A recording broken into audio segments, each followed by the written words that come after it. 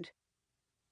"We were thinking how far ahead those insufferable Italians at the University of Turin are in the development of pyroglycerin," Milly said. "Although we cannot share our work with the world, a few men are privy to our research and take us seriously. England cannot afford to fall behind in this area." Mrs. Sweet's voice could now be heard above the din, her lilting West Indian accent softening the severity of her shouted evacuation orders. Doors opened along the corridor as women emerged from their labs in various states of excitement. Many wore canvas aprons over their dresses, and some sported thick padded gloves. "Must we leave? My work is at a delicate stage," complained a fine-boned woman dressed in a modest though expertly tailored blue wool dress. "Who was it this time?" "Letty," Violet greeted the petite mathematician. "Help me get everyone out of the laboratories and into the public rooms so we can decide what to do."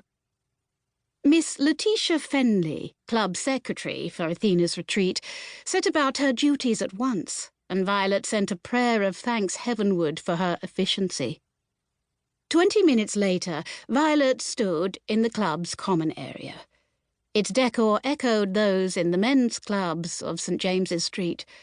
While oak wainscoting lined the lower half of the walls, the upper half had been painted a cheerful cranberry. At one end of the room, a fire blazed in a large hearth framed by a mantel of speckled marble. "If I might have your attention," Violet called out.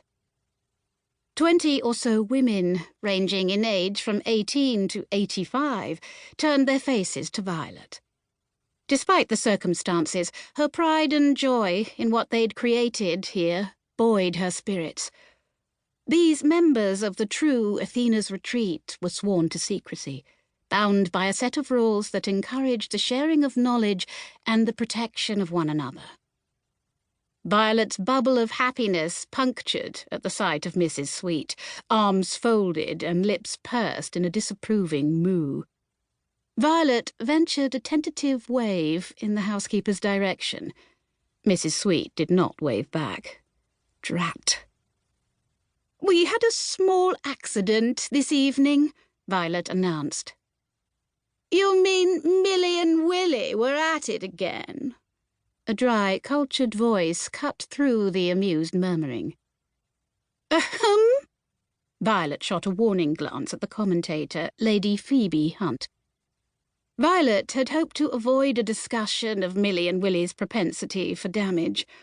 A benefit of Athena's retreat connecting to my home, Beacon House, is the ability to pass off some of the phenomena that occur here as coming from my kitchen. "Your cook is not going to like it," Letty noted. "Thank you, Miss Fenley, for the reminder," Violet said. "As club president, I delegated to you to figure out an alternate explanation for the noise and record the explanation in our club diary." Letty blinked in consternation, but Violet had other concerns. "We must cut our activities short tonight," she continued. "Otherwise, we risk exposing the truth of what happens behind the public rooms." "Is the threat of explosion over?" Lady Phoebe leaned back and kicked one expensive boot onto a stool, flipping a hand in Milly's direction. "I don't want my work burnt to a crisp because these two reckless—" "Reckless? Brilliant, rather," Willy said. "Some day our work will change the economy of the whole of Britain." The flapping of her cap, which hung from the side of her topknot like a singed flag, offset Willy's indignation as she waved her arms to make a point. "You, on the other hand, would rather feature in the gossip papers and finish your work.